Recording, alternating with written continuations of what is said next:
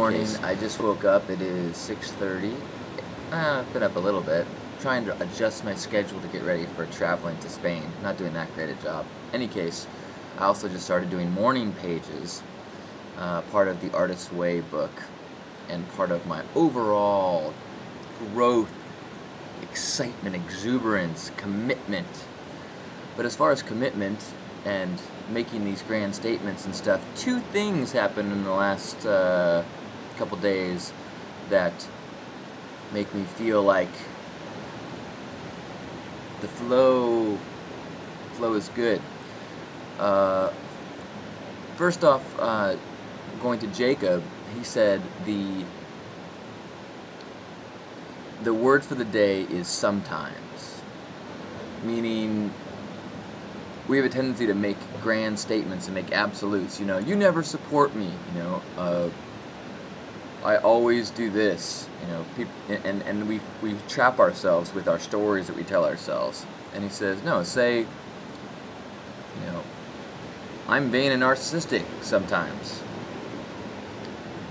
I'm selfish sometimes. I don't finish projects sometimes. Understand? It gives you a way to, sometimes I do.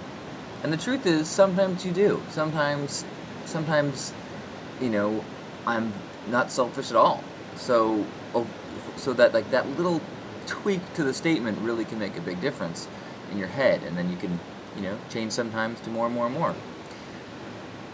And not get trapped in a story that doesn't serve you. And then my therapist yesterday, I was talking about some of the pressures I feel about,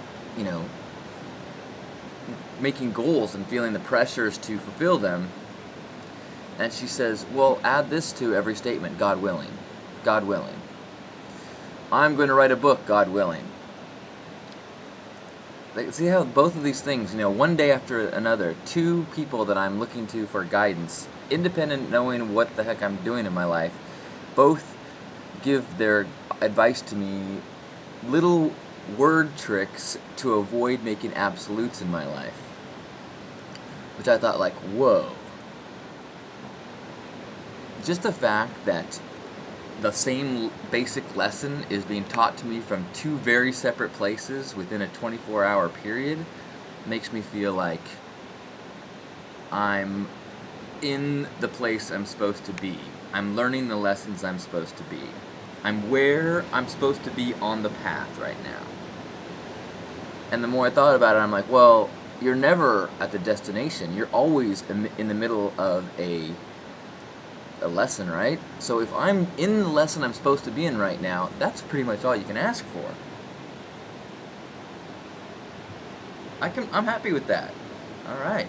That felt good. That felt like I'm in the flow. I'm in the place where, things come into your life that are supposed to come into your life. And I've been thinking a lot about that avoiding the absolute, because it's the same thing as you should never say I'm having a bad day.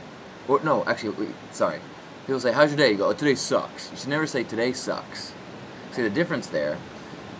You should always say today sucks so far, because you don't want to commit to being in a bad space for the rest of the day. You can acknowledge that you've had a crappy day so far, but you want to avoid committing your future to a place that why would you want to commit to that?